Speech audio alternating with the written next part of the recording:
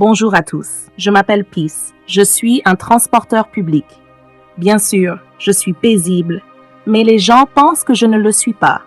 Ils disent que je suis toujours en train de causer des problèmes et de me battre. Comment est-ce de ma faute, les gars? Vous me manipulez et vous attendez de moi que je reste paisible parce que je m'appelle Peace? Pas du tout. Puisque la violence est le langage que les gens comprennent, je vais volontiers leur parler dans cette langue. Comme ce jour-là, j'étais au parc, attendant patiemment mon tour pour charger des passagers, quand cette femme est venue vers moi.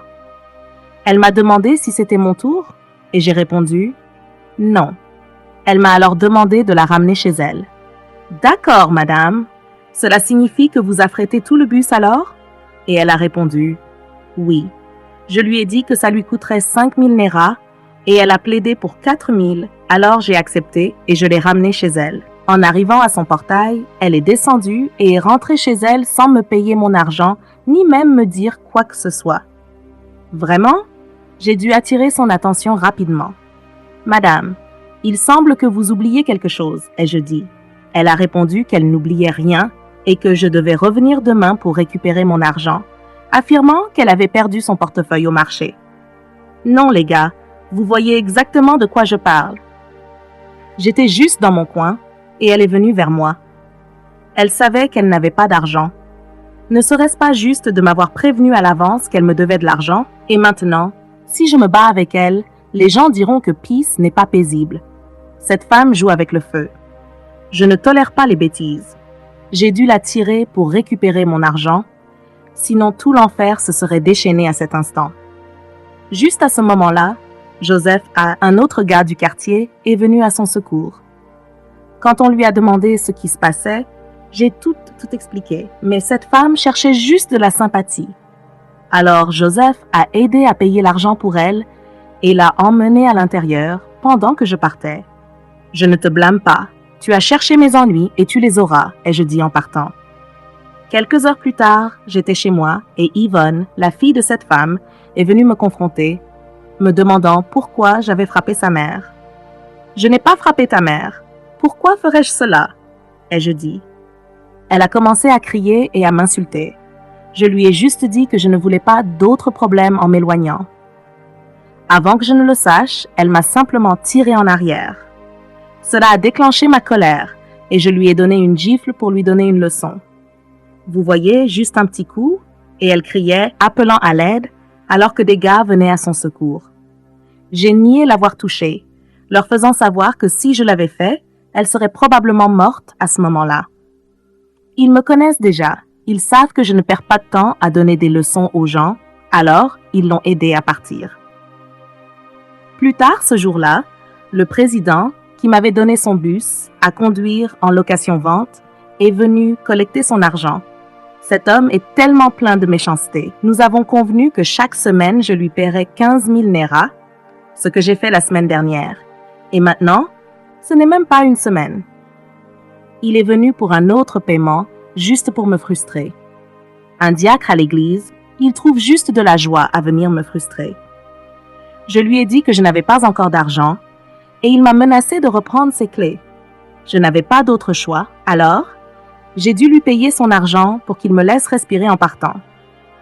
Le lendemain, les gars, j'étais prêt pour ma journée de travail, mais j'ai décidé de dire une courte prière avant de sortir. Cher Dieu, aujourd'hui, en sortant, je veux que tu aveugles les yeux de mes ennemis pour qu'ils ne me voient pas. Je ne veux aucun problème de quelque part aujourd'hui. Mes gens du village ne réussiront pas. Amen. J'ai terminé la prière. J'ai pris le seul argent qu'il me restait, juste 3000 Naira, pour pouvoir mettre de l'essence dans mon bus. Ce président n'a même pas de compassion humaine. Il vient de prendre le seul argent que je voulais économiser pour acheter mon propre bus. Mais ça va. Je suis allée nettoyer mon bus, chantant et créant ma propre atmosphère paisible, pleine de bonheur en partant. Pas d'énergie négative aujourd'hui. Dégagez la route pour la patronne, mon ami, ai-je dit avec tant d'énergie et de puissance en partant. Plus tard, au parc, j'attendais que le premier bus se charge avant le mien, lorsqu'un jeune homme est venu me demander des directions. Il voulait savoir s'il pouvait prendre un bus ici. « Oh oui, c'est bien le parc, mais ce n'est pas encore mon tour, » ai-je dit. Il m'a remercié et allait monter dans l'autre bus quand je l'ai arrêté et lui ai conseillé d'affréter mon bus à la place. Je lui ai dit que l'endroit où il allait était compliqué et il a accepté, me proposant de me payer 15 000 Naira. J'étais tellement heureux quand nous sommes montés dans le bus et j'ai démarré. En route, je l'admirais dans le rétroviseur. Ma joie était l'argent que je collecterais de ce trajet sans problème.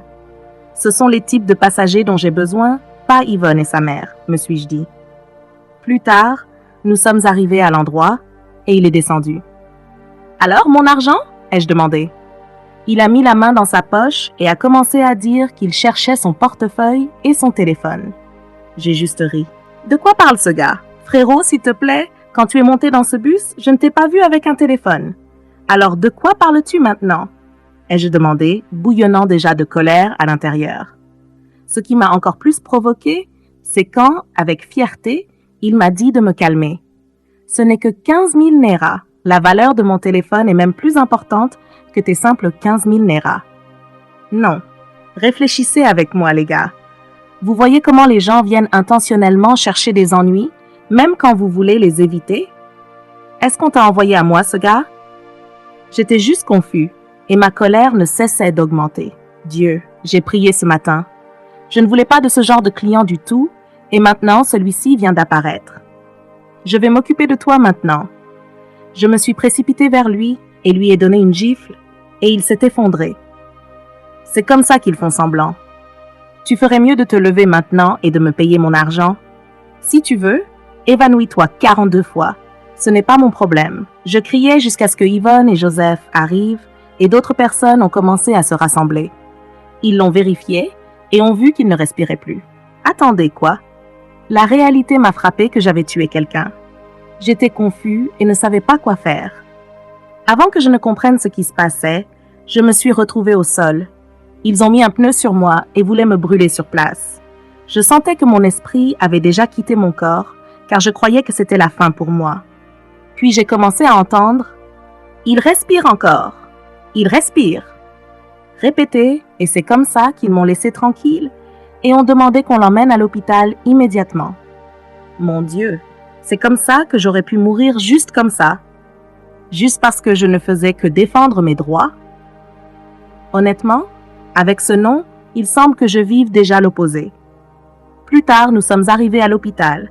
Nous attendions tous le docteur dans le hall, paniqués. Ma prière était que ce gars ne meure pas. Je n'ai pas d'argent pour payer des factures, me suis-je dit. Juste à ce moment-là, l'infirmière est venue et a dit que le docteur était à l'intérieur. Rapidement, nous nous sommes tous précipités pour le voir. Nous sommes arrivés à la salle et avons vu que l'homme que j'avais frappé était toujours inconscient avec des bandages autour de la tête. « Docteur, s'il vous plaît, est-ce qu'il va bien ?» Et il a dit « Oui, mais malheureusement, il a une bosse sur la tête due à la chute. » J'étais juste sans voix. Yvonne, mon ennemi numéro 1 qui veut voir ma chute, n'arrêtait pas de parler dans la salle. Je ne voulais pas ajouter un autre problème à celui-ci, alors je l'ai ignoré. Le docteur a ensuite dit que quelqu'un devait s'occuper de lui jusqu'à ce qu'il soit stable et aussi payer les frais médicaux. Immédiatement, Yvonne a instigé tout le monde et ils pointaient tous vers moi pour payer les frais car j'étais celui qui l'avait mis dans cet état. Je me sentais si impuissant et plein de regrets. Si j'avais su, j'aurais simplement évité cet homme. Vous voyez maintenant, il est l'arme que mes gens du village ont envoyée contre moi et il a réussi. Où vais-je trouver de l'argent? Personne ne voulait même aider. Ils insistaient pour que je trouve de l'argent et que je paie le docteur. Alors, je me suis excusée pour aller chez moi chercher l'argent. Yvonne pensait que je voulais m'enfuir et m'a retenue, mais les hommes lui ont dit de me laisser, disant qu'ils connaissaient ma maison. Je l'ai juste poussé de côté en partant. Je suis rentrée chez moi et je ne pouvais pas retenir mes larmes en criant à Dieu. Dieu, pourquoi moi?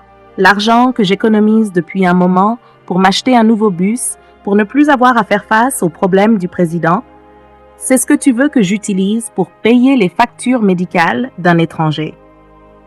Quelqu'un me doit même de l'argent. Est-ce ainsi que ma vie s'est réduite, Dieu? J'étais tellement peinée et plein de regrets. Puis je me suis souvenu comment j'avais failli être brûlée vif si ce gars était mort, et je n'arrivais pas à croire comment Dieu m'avait sauvée. J'ai pris ma carte ATM pour aller retirer l'argent. Toutes mes économies sont parties, juste comme ça. Le lendemain, je suis allée à l'hôpital pour vérifier l'état du jeune homme que j'avais frappé, mais il était toujours inconscient. J'ai attendu dans sa chambre, pleurant toujours. Puis j'ai entendu une voix demander pourquoi je pleurais.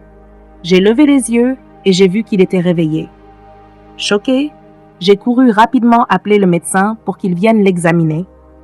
Le médecin est arrivé et j'étais tellement soulagée et heureux qu'il ait survécu. Puis quelque chose d'inattendu s'est produit. Il ne se souvenait de rien, pas même de son nom. J'étais abasourdie. Lui aussi était choqué par ce qui se passait dans sa vie. Il ne se souvenait de rien du tout, même pas de moi, le chauffeur de bus. Il pensait qu'il rêvait, alors il s'est recouché, croyant qu'il se réveillerait dans la réalité, mais il a réalisé que c'était notre réalité. Mon Dieu, je passe d'un problème à un autre. Le médecin nous a ensuite dit qu'à cause de la chute violente et du coup à la tête, il souffrait maintenant d'amnésie. J'étais choquée, tendue et confus. Comment se fait-il qu'il sache ce qu'est l'amnésie et parle correctement l'anglais, mais ne se souvienne de rien? J'étais tellement confus, élevant la voix, le forçant à se souvenir de moi ou de quelque chose, jusqu'à ce que le médecin me calme. Je suis finie. Où dois-je commencer maintenant? Je n'avais pas d'autre option que de l'emmener chez moi. Je ne le connais pas, ni aucun de ses membres de famille. Dans ma chambre, j'étais tellement en colère et frustrée à cause de la pression inutile que j'avais. Je ne voulais même pas être gentille. Alors je lui ai jeté la couverture pour qu'il dorme par terre. Il a insisté pour que je le laisse dormir dans mon lit. « Mec, tu dois plaisanter. Tu veux dormir dans le même lit que moi? Il semble que tu ne veuilles pas te réveiller le lendemain matin. » ai-je menacé, et il a respecté ma menace. Plus tard dans la nuit, j'ai vu comment il luttait pour dormir par terre. Est-ce que cela m'a concerné? Jamais. Je voulais juste qu'il parte et qu'il me laisse tranquille. Le lendemain, j'ai apporté une assiette de nourriture et 2 sachets d'eau. J'en ai jeté un à lui, puis j'ai commencé à partager la nourriture en 2 par pure gentillesse. Je lui ai donné, et il a refusé de l'accepter, disant que c'était trop petit pour lui. Je n'ai pas attendu une seconde avant de récupérer la nourriture et de la remettre dans mon assiette. Étonnamment, il a pris une cuillère et a commencé à manger avec moi, me laissant abasourdi. Ce gars commence à m'énerver. Remets-toi vite pour que tu puisses quitter ma vie rapidement, me suis-je dit. Plus tard dans la journée, j'étais à mon travail, appelant les passagers au parc. Mon bus était presque plein et prêt à partir quand Yvonne, ma pire ennemie qui n'aime pas mon progrès, est venue et a commencé à gâcher l'esprit de mes passagers. Elle a dit que j'avais transporté un passager et que j'avais failli le tuer. Immédiatement, ils ont tous commencé à partir un par un.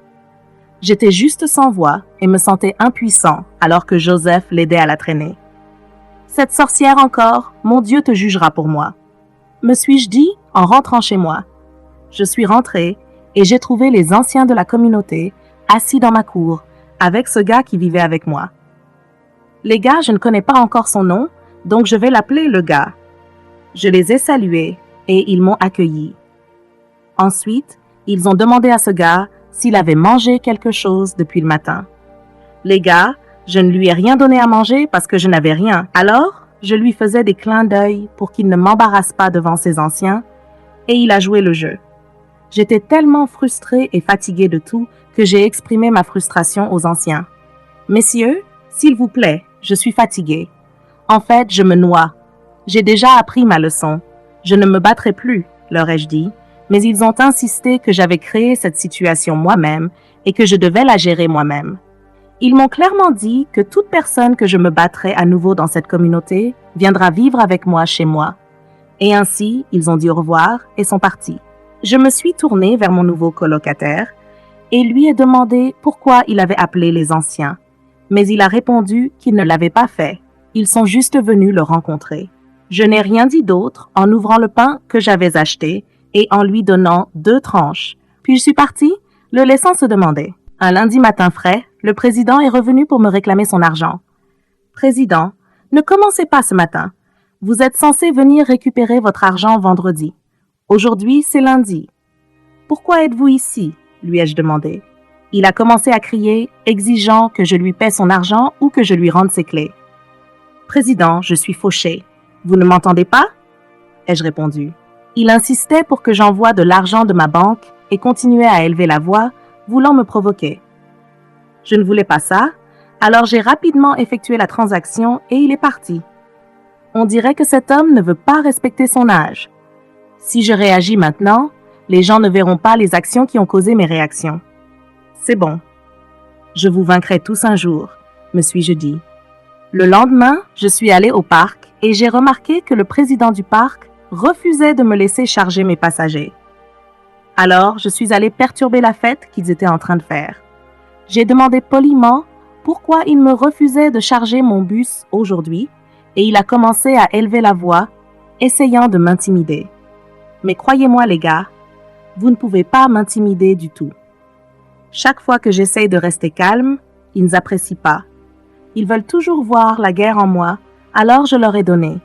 J'ai pris une bouteille, les brisé en morceaux et les ai poursuivis pendant qu'ils s'enfuyaient tous. J'étais tellement en colère et prêt à tout ce jour-là. Plus tard, dans mon bus, j'ai vu Yvonne arriver et je suis allé chercher ma revanche. Je l'ai attrapée et je me suis acharné sur elle sans pitié pour m'avoir traité de meurtrier devant mes passagers. Elle n'a même pas de force, mais sa bouche est plus tranchante qu'une épée aiguisée. J'ai déchaîné ma colère sur elle et lui ai donné une raclée qu'elle n'oubliera pas. Je suis rentré chez moi et ce gars a commencé à me dire qu'il avait faim et a demandé si j'avais acheté quelque chose en revenant.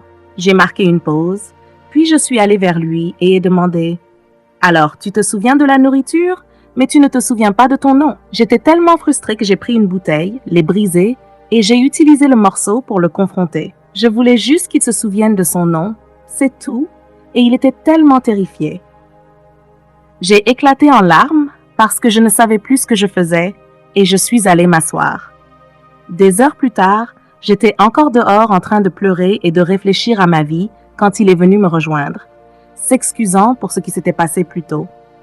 Regarde, toute ma vie, j'ai économisé seulement 85 000 Naira et sur cet argent, j'ai payé 35 000 Naira pour ta facture d'hôpital. Tu étais là quand le président est venu me réclamer de l'argent alors que ce n'était pas encore le moment pour lui de le récupérer. J'essaie tellement d'économiser pour un nouveau bus afin de me libérer de ce président malveillant, et maintenant, tu viens ajouter à mes problèmes? Lui ai-je demandé en pleurant.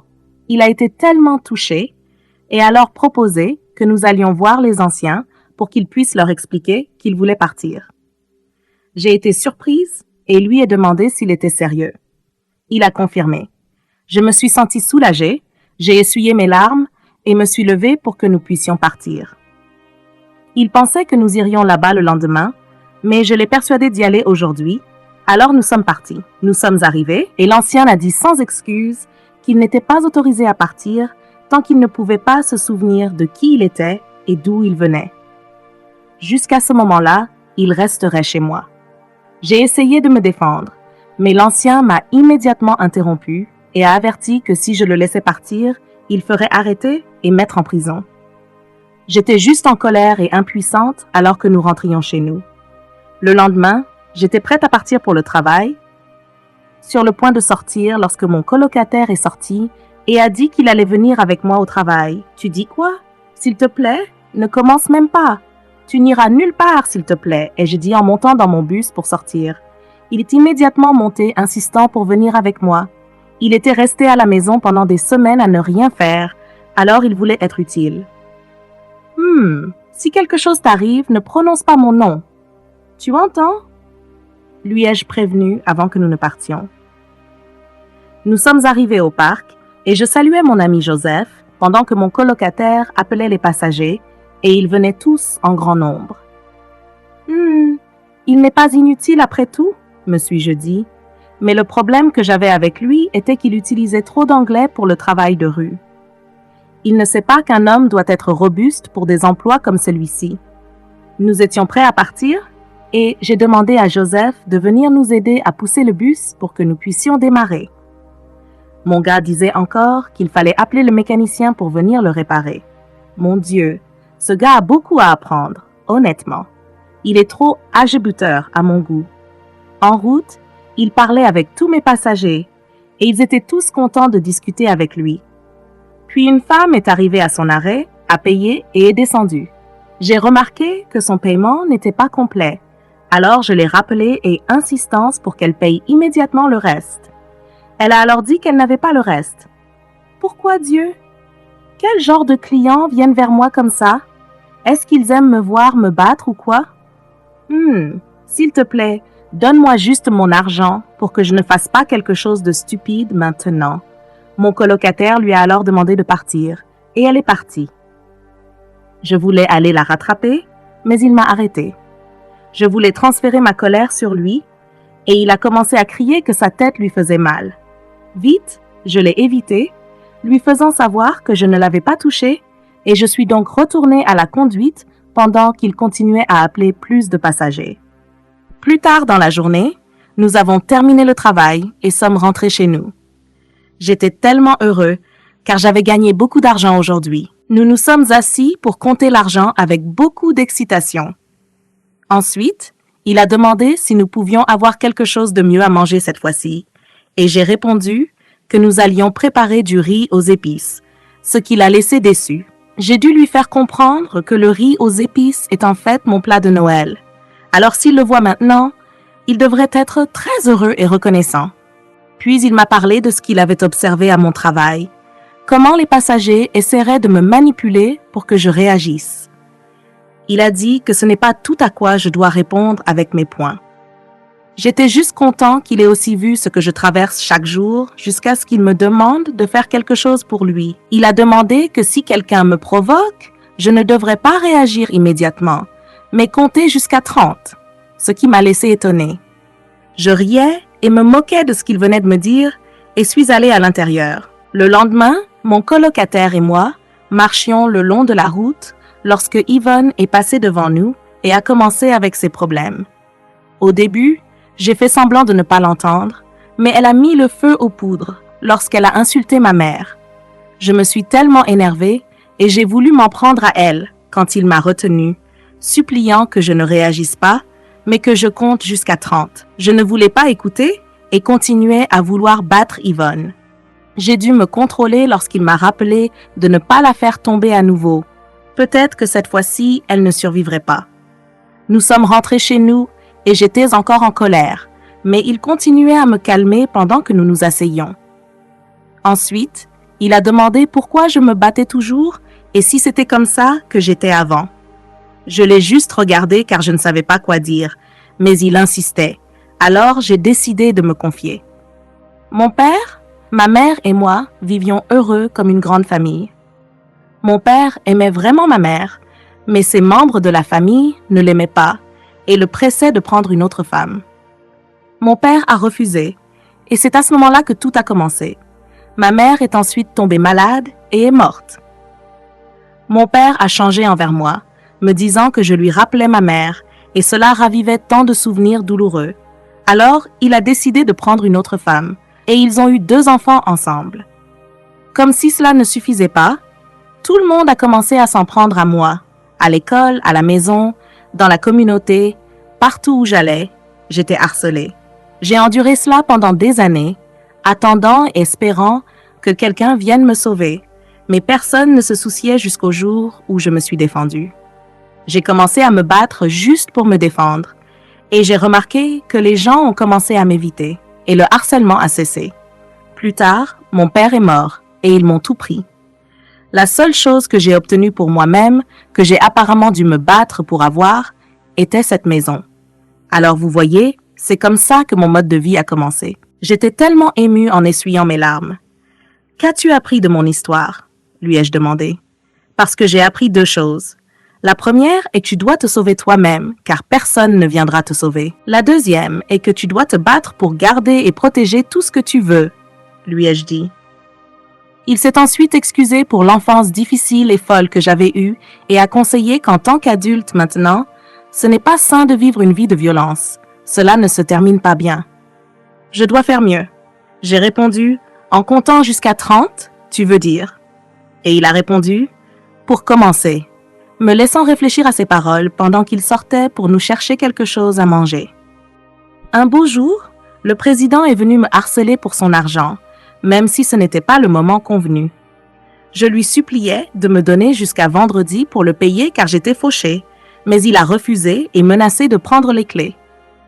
J'étais encore en train de supplier quand mon colocataire est entré, a pris la clé de ma main et l'a remise au président. Il a dit au président qu'il était déraisonnable et malhonnête. Il a ensuite menacé que personne ne voudrait travailler pour lui à cause de son attitude et qu'il allait appeler le président du parc pour me trouver un bus chez quelqu'un de plus raisonnable et honnête. Se sentant menacé, le président m'a rendu les clés et est parti, insistant pour que je paie son argent d'ici vendredi. J'étais choquée et j'ai demandé comment mon colocataire avait fait cela. Quand il a mentionné le président du parc, j'ai été choquée et effrayée car cet homme me détestait déjà et ne voulait plus me voir dans le parc. Mon colocataire m'a dit que je pouvais corriger cela en lui présentant des excuses, ce qui m'a étonnée. Le lendemain, nous sommes allés tous les deux voir le président du parc et lui avons présenté nos excuses en nous mettant même à genoux pour le supplier et il m'a pardonné. Je suis allée chez la mère d'Yvonne pour lui demander pardon pour l'avoir harcelée ce jour-là et elle m'a aussi pardonné. Je suis allée chez Joseph et lui ai présenté mes excuses pour l'avoir giflé et nous avons ri de cela. Le lendemain, mon colocataire avait transformé ma vie de manière systématique en seulement quelques jours à l'écoute de ses conseils. Je ne me battais plus et j'avais fait la paix avec tout le monde avec qui j'avais eu des conflits. Nous étions désormais en bons termes et jouions ensemble. Joseph est venu et a exigé de me voir, alors je me suis excusée et suis allée le voir. Il m'a montré une photo de mon colocataire qu'il avait vu sur Facebook et Instagram. Il le cherchait et j'ai vu qu'il était vraiment un homme riche d'après la photo. Son nom était Williams Coker. J'étais choquée et heureux en même temps. Immédiatement, j'ai appelé mon colocataire par son nom, Williams, et il a répondu. Puis, il a réalisé que je venais de l'appeler Williams. « Attends, donc tu connais ton nom depuis tout ce temps et tu faisais semblant, n'est-ce pas ?» lui ai-je demandé. Il a répondu qu'il ne faisait pas semblant, mais que le nom Williams lui semblait familier, ce qui m'a laissé perplexe. Joseph lui a alors montré la publication qu'il avait vue en ligne et qu'il avait postée. À ma grande surprise, il a commencé à reconnaître les visages. Il a mentionné Deola, son amie, et sa mère, nous laissant tous impressionnés. Ensuite, il a commencé à agir de manière étrange, ce qui nous a effrayés, jusqu'à ce qu'il se souvienne de tout. Il a commencé à élever la voix contre moi pour m'avoir giflé si fort ce jour-là. J'étais surpris par la guérison soudaine. Williams a alors demandé un téléphone pour appeler sa mère et Joseph lui en a donné un. Williams a composé le numéro de sa mère pour l'appeler. Joseph et moi étions tellement heureux qu'il se souvienne enfin de tout. Nous avons essayé de joindre le numéro de sa mère, mais elle ne répondait pas, peut-être parce qu'elle recevait des informations erronées et avait cessé de répondre aux appels de numéros inconnus. Puis il a décidé d'appeler sa femme de ménage, Top, et cela a fonctionné. Il a pu parler à sa mère et tout lui expliquer, y compris qu'il avait été impliqué dans un accident. Ils étaient très heureux d'avoir enfin de ses nouvelles. J'étais tellement heureux et réjoui que Dieu ne m'ait pas mis dans l'embarras après tout. Sachant qu'il est un homme riche avec des serviteurs domestiques, j'étais vraiment content, jouant avec lui et lui rappelant que je m'étais bien occupé de lui, alors il ne devait pas l'oublier. Plus tard, Williams nous a expliqué la raison de sa venue dans cette communauté avant l'accident. Il était venu voir des terrains pour un projet d'État. Le gouvernement de l'État cherche un emplacement pour construire un polytechnique, et cette communauté, Odo-Ijesha, est l'une des villes qu'ils envisageaient pour le projet. Mais le projet n'est pas encore complet, car il doit encore rencontrer certaines personnes à l'hôtel local. Et maintenant, cela est arrivé. Ils auraient pu appeler son numéro et il craint de perdre l'opportunité, a-t-il dit.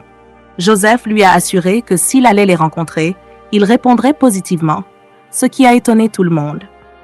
Le lendemain, la mère de Williams, son amie et les anciens sont venus chez moi pour ramener Williams chez lui. Après avoir discuté de la situation, sa mère a insisté pour qu'il rentre chez lui et revienne plus tard pour le projet. Les anciens ont également été d'accord, donc il devait partir. J'étais tellement heureux, je l'ai étreint, et il m'a fait promettre de ne plus jamais me battre. Je lui ai assuré cela alors qu'il partait. Quelques jours plus tard, j'étais au parc avec Joseph, quand une voiture très belle et luxueuse s'est garée devant nous. J'étais curieux de savoir qui c'était, et Williams est sorti. J'étais choquée qu'il soit revenu, et j'ai crié de joie en l'étreignant. Il a alors dit qu'il était venu pour exprimer sa gratitude pour la façon dont nous l'avions traité et pris soin de lui. Pour cela, il a sorti un chèque de 20 millions de Naira et me l'a remis. Je ne pouvais pas contenir ma joie et je suis tombée à plat sur le sol, faisant semblant de m'évanouir. Joseph m'a rejoint et nous avons resté allongés sur le sol ensemble. Je me suis relevée et pris le chèque et continué à l'étreindre. Il a dit que je devais rendre le bus au président et me procurer un bus tout neuf. J'étais tellement heureux et submergé de joie, le remerciant sans cesse. J'essayais encore de contenir mon excitation avec Joseph quand nous avons entendu quelqu'un appeler les passagers. Nous avons tourné la tête et avons vu que c'était Williams. Il avait déjà enlevé son costume. Je lui ai demandé ce qu'il faisait et il a répondu « Reprenons le travail », continuant à appeler les passagers et ils arrivaient tous. Que pensez-vous de mon histoire, les amis?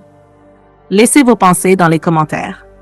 Quant à moi, je crois maintenant que chaque déception est en effet une bénédiction. Ce que je pensais être un problème et un désavantage pour moi s'est avéré être ce qui a transformé ma vie pour le meilleur et m'a rendu millionnaire. Et aussi, la violence n'est pas toujours la solution. Plus nous la prenons tôt, mieux c'est pour nous. Merci d'avoir regardé, les amis. Abonnez-vous à cette chaîne pour plus de mises à jour intéressantes et récentes sur les films nigérians. À la prochaine fois!